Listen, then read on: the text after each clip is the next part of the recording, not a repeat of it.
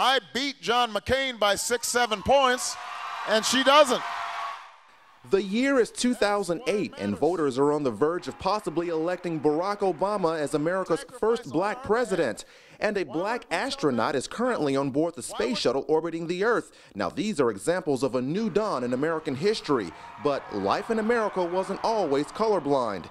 To understand today's black and white race relations, we travel to Chatham County, which according to the 2000 census has a 74% white population and a 17% black population. Now, we set up our cameras at Johnson's Burger Joint, which has been around since the mid-1940s.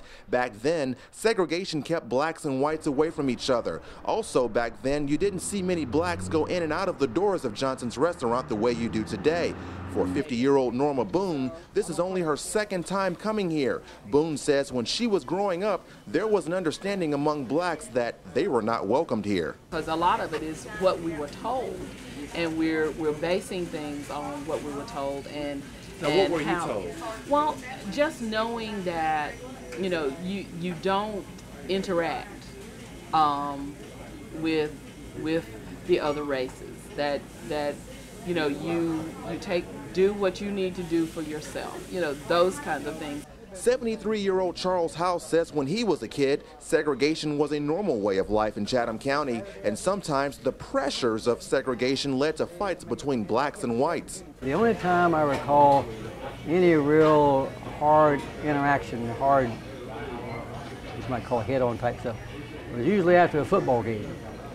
And it's like a high school football game, and they used to go down to the local armory and have a big dance. Well, there were a number of black kids that wanted to get in, and that was a hard time, and they wouldn't let them in. Well, yes, we can. But times have changed, and so have ideas about race relations. Just ask 68-year-old former county commissioner Tommy Emerson.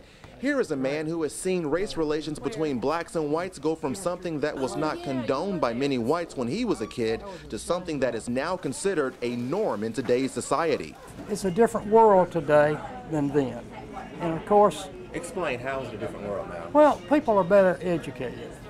People have more economic opportunity. That was one of the stigmas, I think, of segregation, was that it limited black people's economic prospects because it set confined roles for many black people, which that was a sad legacy of it, or part of it. But fortunately, a lot of progress has been made, and I would attribute the Christian influence as a major factor in allowing people to get through that difficult process. But if times really change, despite blacks and whites being able to sit at a table together, is the color of one's skin still an issue with some folks? Yes, color does come into it at times still now, because you know, I think that's something that's going to be there. But I think people are looking at who people really are and what they have to offer. They're looking at the character of a person. They value people more. And I think it's just looking at that we're all Americans. We're all here working for the same thing. And perhaps the one thing we are all working for is truth, justice, and the American way. In Chatham County, Eric Watson, NBC 17 News.